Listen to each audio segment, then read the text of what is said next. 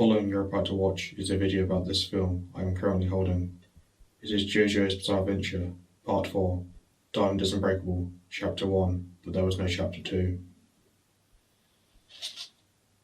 Enjoy the video.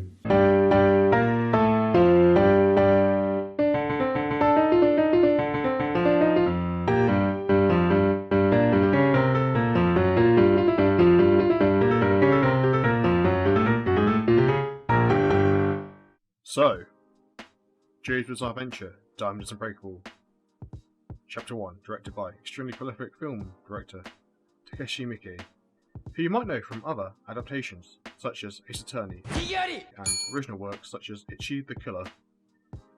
The film is an adaptation of JoJo's Bizarre Adventure Part 4, Dimond is Unbreakable, by Hiroki Araki. So since this is Part 4 of a long-running series, I'm going to go over some background of this series. JoJo tells the story of the Joestar family across different generations. Each part follows a different member of the Joestar family as the main protagonist. From Part 3 onwards, the characters do battle with abilities called stands. Stands are manifestations of spirit energy, all with unique abilities. So, as for the film itself, it covers around the first 18 chapters of Dimond is Unbreakable, and it follows Josuke Higurashi Katara, and it follows Josuke Higurashi. Josuke, I can't pronounce his last name. How do you say that? Higashikata Josuke. That's it. Legitimate son of Part 2 protagonist Joseph Joestar.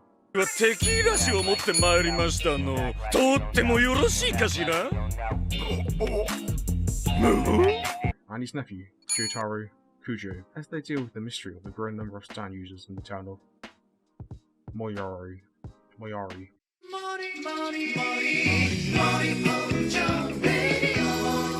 So, let's look at the adaptation. Also, I'll be giving light spoilers to the manga, as well as the film and the anime adaptation.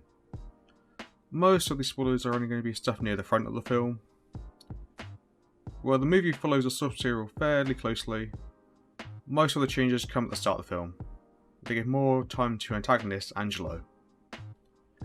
Unlike the manga, they also give Angelo a prior connection to Josuke's grandfather. They also change around the order of some events. For example, the meeting between Josuke and Chihiro takes place at the start of the manga, but does not take place until around 25 minutes into the film.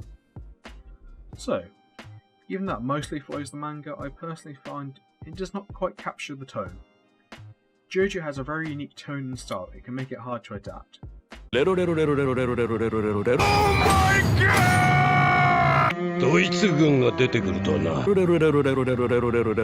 お前は今まで食ったパンの枚数を覚えているのか？ウィンウィンウィンウィンウィンウィンウィンウィン。レロレロレロレロレロレロ。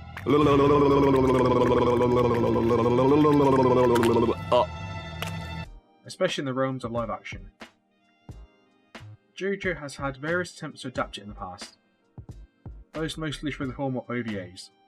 I'm gonna raise you my mother's soul. What? The most famous adaptation is the current ongoing anime adaptation by Diva Productions, which makes its way through JoJo part by part. So this leads me to answer some questions you might be asking yourself. 1. Can I watch this film with no prior knowledge? And 2. Is it worth watching? To answer the first, yes you can watch this film as a standalone film.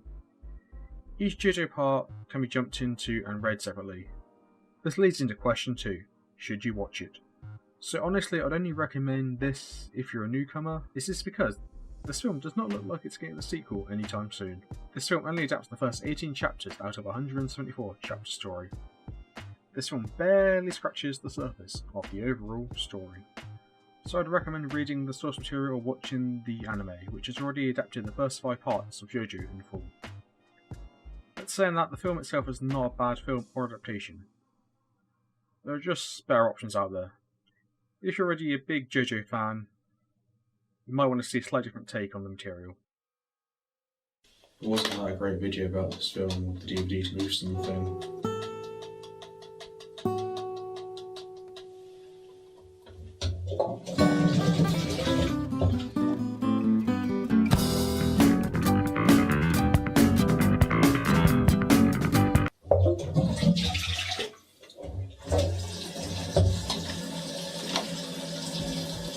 play.